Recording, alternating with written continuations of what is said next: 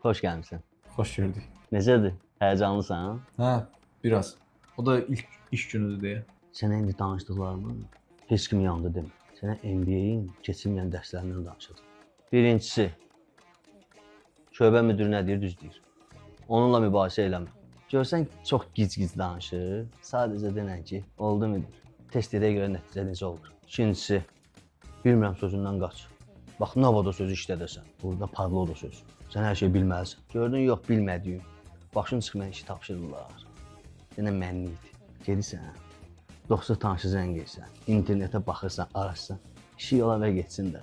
Üçüncüsü, ofisdə seriala baxanda ciddi sifətlə bax. Gör nəsə araşdırırsan, nəsə iş görürsən.